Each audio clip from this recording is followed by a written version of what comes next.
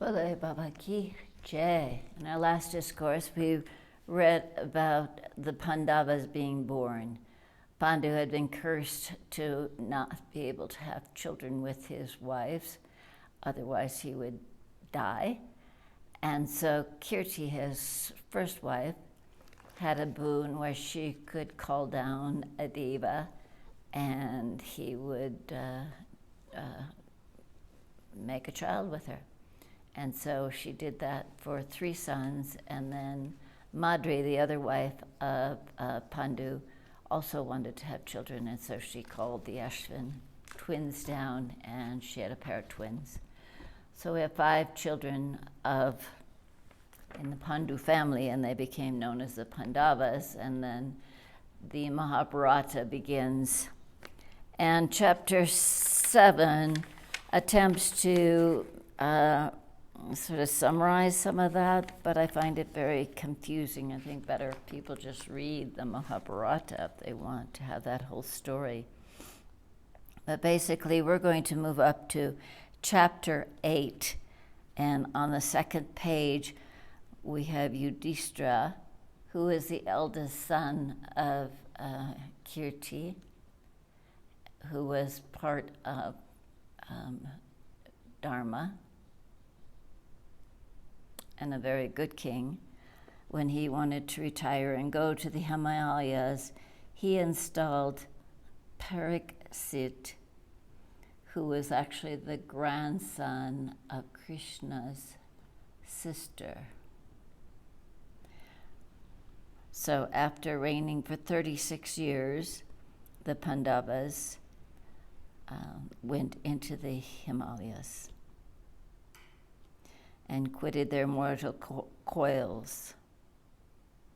And so here the highly religious King Paraksit governed with vigilance all of his subjects for 60 years. After this, Paraksit went out once on a hunting expedition to a dense forest and shot a deer. He then searched for the deer, and it became noon, and he felt very thirsty, hungry, quite fatigued, with his body perspiring. When he saw a Muni merged in meditation, he asked the Muni, "Where can water be found?" But the Muni held at that time the vow of silence, so he did not answer anything. Seeing this, the thirsty king, influenced by Kali, became angry and raised a dead serpent by the forend of his bow and coiled it around the Muni's neck. Even thus coiled with a snake around the neck, the Muni remained as before, motionless in his state of enlightenment, and spoke nothing. The king also returned home. However, then the Muni's son, who was also a great ascetic, a fiery devotee of Mahashakti, heard of the above event while he was playing in the forest. His friends spoke to him, "O Muni, somebody has now enclosed a dead serpent around the neck of your father." Hearing these words, the Muni became very angry, and taking water in his hands, cursed thus, "He who has coiled today a dead serpent around my father's neck, let that villain be bitten by the serpent Taksaka within 1 week from this day." One disciple of the Muni then went to the king in his house and informed him of the Muni's curse. Paraksit heard of the curse pronounced by a Brahmin, and knowing it infallible, spoke to his aged counselors, "O ministers, certainly it is through my fault that I have been cursed by a Brahmin's son. Now find out and settle what is to be done, though. The persons versed in the Vedas say that death is inevitable under these circumstances. Yet the wise ones should try their best to thwart this according to the Sastras. Many sages who are the advocates of taking steps to redress any act say that all the actions of wise persons are fructified by proper means. Their solution does not remain unsolved. Therefore, I am saying that the power of munis, mantras, and herbs are indescribable, if applied duly. Do you think that they will bear no fruit in this case? I heard that when a muni's wife died of a snake bite, that muni gave away half of his life to that beautiful wife and made her alive again.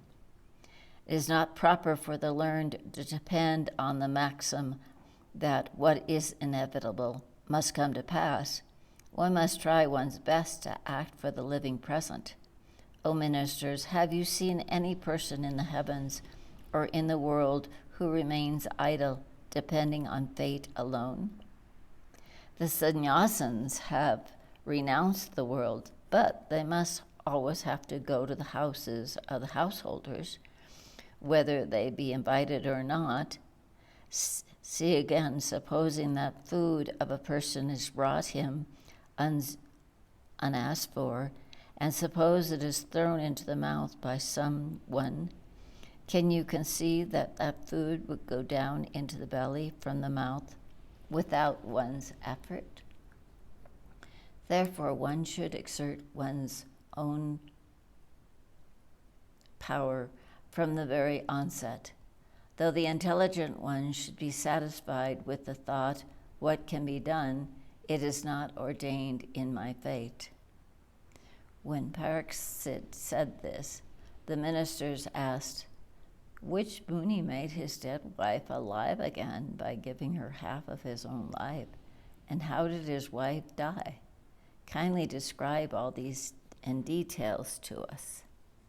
The king said, Bhrigu had a very beautiful wife, Paloma, and they had a grandson who was the famous son, the famous Muni, Chivana Muni. And from them was born a very powerful son named Ruru. He was a religious, truthful man of great name and had practiced tapasya, O ministers.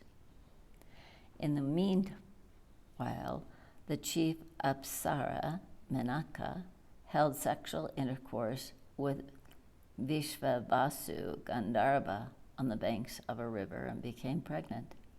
She went out from that place to the hermitage of Stulakisa on the riverbank and gave birth to a very beautiful daughter. Seeing this girl quite an orphan and very beautiful, this Muni began to rear her up and named her Pramadvara. This all auspicious girl, Pramadvara, attained youth in due course. When the Muni Ruru saw her, he became smitten with passion. And so thus ends the 8th chapter of the second book on the extinction of the family of the Pandavas and the anecdote of Paraksit in the Mahapuran Srimad Devi Bhagavatam of 18,000 verses. So we'll proceed on to chapter 9. Paraksit said, when the Muni Ruru went to his room to sleep, his mind having become perturbed with passion, his father, seeing him sorrowful, asked him, O Ruru, why do you look so absent-minded? Ruru was passionate then, so he said to his father, I saw a girl named Pramadvara in the hermitage of Stulakisa. I wish that she might become my wife. Hearing this, Pramati went immediately to the hermitage of the Muni and pleased him by various conversations and asked for his beautiful daughter. And the Muni promised that he would give her his daughter in marriage to his son on an auspicious day. Then both the high-souled persons, Pramati and Stulakisa, began to work in cooperation and make arrangements for marriage ceremony and collected various articles in that hermitage. when the fair-eyed girl, Pramadvara, while playing in the courtyard in the house, trod on a serpent and was bitten by it and consequently died. Seeing then Pramadvara dead, all the munis of the place assembled and cried and wept with sorrowful hearts, when a great tumultuous uproar ensued.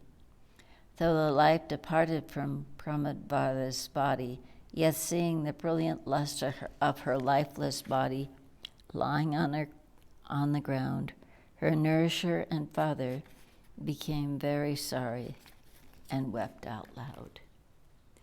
Hearing this cry of his, Ruru came there to see what had happened and perceived the girl, though lifeless, yet seeming alive and lying on the ground.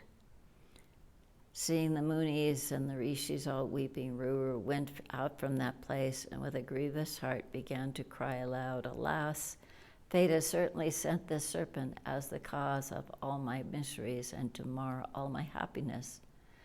Alas, what am I to do now? Where to go?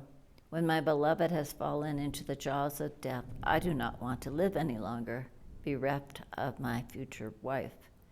Oh, what an unfortunate creature I am. I have not been able to embrace this beautiful love of mine. I am deprived of kissing her face and even marrying her.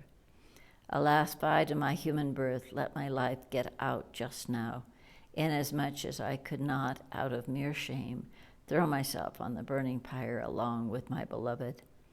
Oh, when death comes not to the sorrowful person, even when prayed for, how then can I expect divine happiness in this world?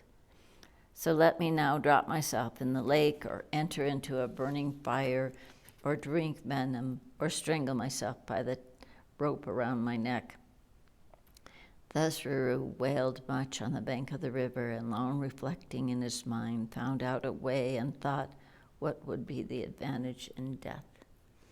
Rather, an irretrievable sin would be incurred in committing suicide, and my father and mother would be very sorry.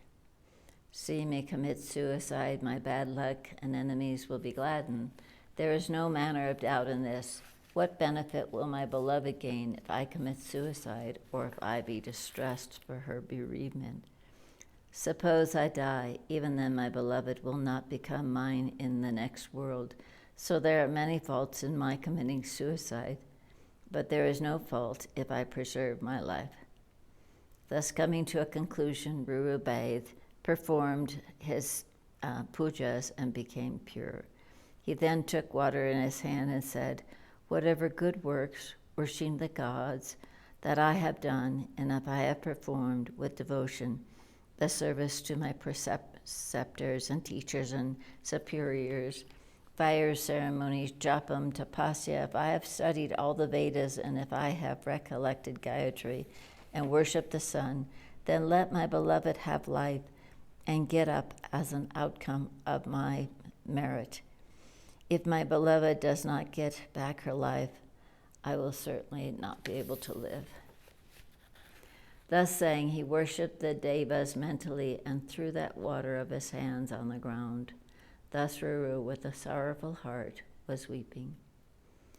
The deva's messenger came down and said, "O Brahmana, don't make this bold attempt. How can your beloved get back her life?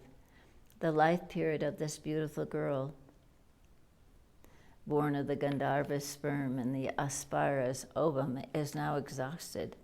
Now look for another beautiful woman to fill your life." O one of a very dull understanding, why are you crying in vain? Where is the affection between you and this girl? She died in an unmarried state. At this, Ruru said, "O Deva messenger, I won't marry any other lady, whether my beloved gets back her life or does not get back her life. In case she does not regain her life, I will also forego my life." At this greatest importunity of Ruru, the Deva messenger became glad and spoke the following truthful, beneficent, yet beautiful words. O Brahmana, I will suggest one way to you. Kindly hear. The Devas ordained this long, long ago. You can give up half of your life period, and with that you can make this girl alive soon. Ruru said, O Deva messenger, I give half my life period to this young woman. There is no doubt in this. Let my beloved get back her life soon and get up. The king said, O ministers, at this time, Visvavasu, knowing that his daughter Pramadara is dead, descended from the heaven in a celestial car and came to that place. Then the Gandharva king and the Deva messenger both went to Yama, the lord of death. The Dharma Raja, and spoke thus, O Dharma Raja, this beautiful daughter of mine, Pramadvara, the wife of Ruru, the Rishi's son, was bitten by a snake and has now come to your place. Ruru is now desires to quit his life, so, O son's son, now let the girl again get her life through the influence of Ruru's purity as a consequence of his giving away half his life period for the girl. Dharma said, O Deva messenger, if you want to make the girl alive again, let her get life as a consequence of half the life period of Ruru being subtracted. Go immediately and give the girl to Ruru. The king said, O ministers, Yama, having said thus to the Deva messenger, he went away immediately and made Pramadvara alive and handed her over to Ruru. Thus, on an auspicious day, Ruru married her. Thus, the Rishi's daughter, Pramadvara, though fallen dead, got again her life by proper means. So, O counselors, to save life, one should resort one's best duly according to the sastras by the use of gems, mantras, herbs, and plants. Thus, speaking to his ministers, the king Paraksit had a fine building of 7 floors in height erected, placed the principal guards around it, and stationed also the most powerful men, versed in the knowledge of gems, mantras, and plants for protection, and immediately ascended this building. To appease the wrath of the Muni, the king sent his ministers to him and requested him repeatedly, let the crime of the humble devotee be forgiven. Then for self-preservation, the king brought from all sides the Brahmanas who were perfect in their knowledge and application of mantras. The minister's sons placed the elephants in proper places so that nobody could ascend to the top of the building. What more can be said than the fact that even air could not entrance there when once ordered no admission? What to speak of others? The king, Paraksit, remained there and counted the numbers of days of the serpent Taksakas coming there. He performed his bath, his pujas, ate. He even consulted with his ministers and governed his kingdom from there.